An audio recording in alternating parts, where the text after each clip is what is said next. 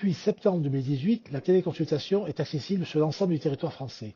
Tout médecin, quelle que soit sa spécialité et son secteur d'exercice, peut désormais proposer à ses patients de réaliser une téléconsultation. La crise du Covid-19 a fait exploser le nombre de téléconsultations. Il y en a eu plus de 9 millions en 2021. La téléconsultation constitue une voie nouvelle pour faciliter l'accès des citoyens aux soins sur l'ensemble du territoire, y compris dans les zones où les professionnels de santé sont peu nombreux. Quels sont les moyens pour faire une téléconsultation? Premièrement, il vous faut soit un ordinateur, soit une tablette, soit un smartphone. Ce sont les conditions initiales pour faire une téléconsultation. Deuxièmement, il est nécessaire que vous ayez une caméra, un micro et une connexion Internet de bonne qualité.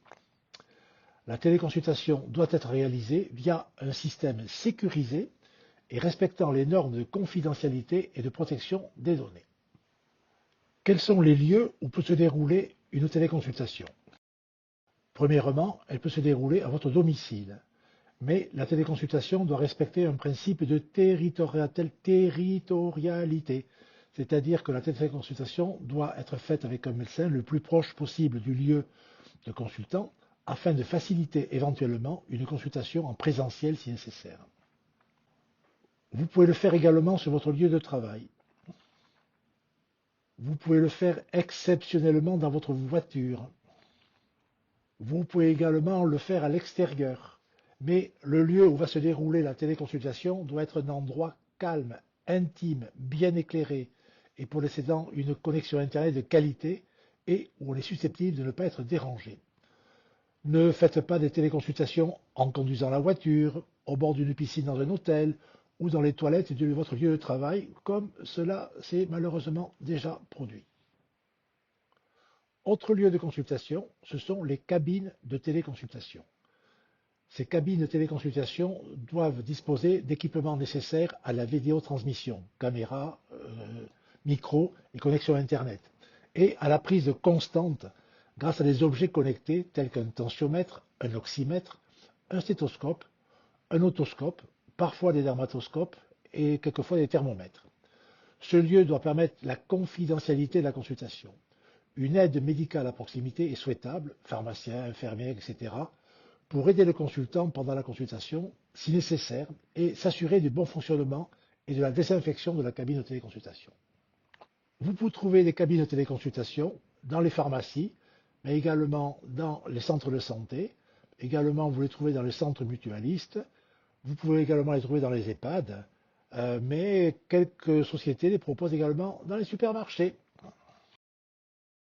Voilà une cabine de téléconsultation dans un supermarché à côté du rayon maquillage. En fait, les télécabines ne doivent être implantées que dans des lieux permettant de respecter la confidentialité des échanges et la qualité de la communication entre le patient et le professionnel de santé. Le Conseil de l'ordre condamne la mise à disposition de cabines de téléconsultation dans les supermarchés ou autres lieux non médicalisés.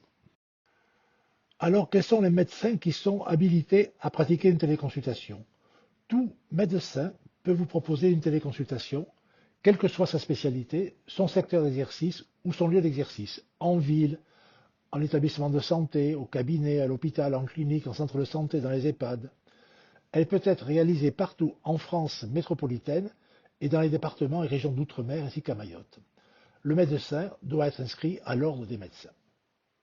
Nous allons voir qui peut se voir proposer une téléconsultation. Tout patient qui soit atteint d'une affection aiguë ou d'une maladie chronique peut a priori se voir proposer une téléconsultation. Cependant, le recours à la téléconsultation relève de la seule décision du médecin, traitant ou correspondant, selon le cas, qui doit juger de la pertinence d'une prise en charge médicale à distance plutôt qu'en face-à-face.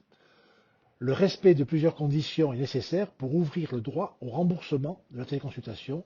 Nous verrons ces conditions plus loin. Le patient doit être connu du médecin téléconsultant, médecin traitant ou médecin de second recours, ce qui implique au moins une consultation physique au cours des 12 derniers mois précédant la téléconsultation. Nous allons voir maintenant comment se déroule une téléconsultation. D'abord, la prise de rendez-vous. la prise de rendez-vous se fait par Internet ou en utilisant une application, Doctolib, OmniDoc, ainsi de suite. Actuellement, plusieurs sociétés permettent de prendre des rendez-vous rapidement avec un médecin. Les plus connus étant, j'ai déjà cité, Doctolib, OmniDoc, Care, ainsi de suite. Une fois le rendez-vous confirmé, vous recevez un email ou un SMS de confirmation. Celui-ci contiendra également un lien pour cliquer afin d'accéder à la consultation le jour du rendez-vous.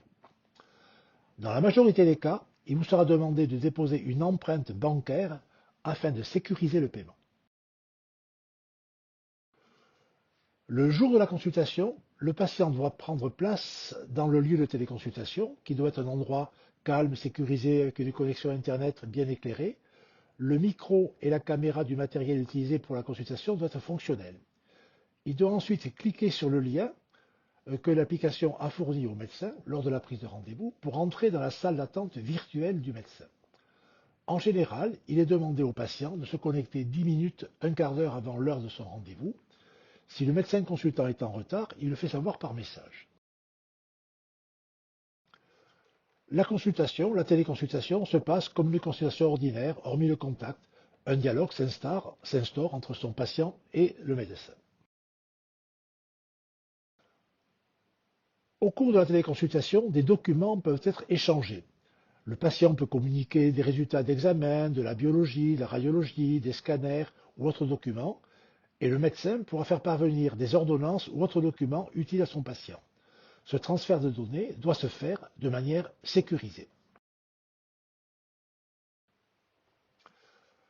Le règlement de la téléconsultation, si le médecin traitant ne fait pas le tiers payant intégral, le règlement se fera par débit de la carte bancaire enregistrée par le patient à la prise de rendez-vous.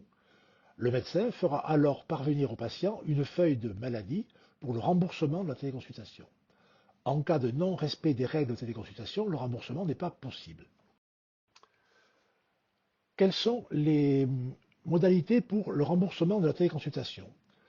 Le respect de plusieurs conditions doit être rempli pour avoir droit au remboursement de la téléconsultation. Premièrement, le parcours de soins doit être respecté. La téléconsultation doit s'inscrire dans le respect du parcours de soins coordonné. Cette proximité permet d'assurer un suivi régulier de votre état de santé et d'organiser une consultation en présentiel si, à l'issue de la téléconsultation, celle-ci s'avère nécessaire. La téléconsultation doit être réalisée en alternance avec des consultations en présentiel.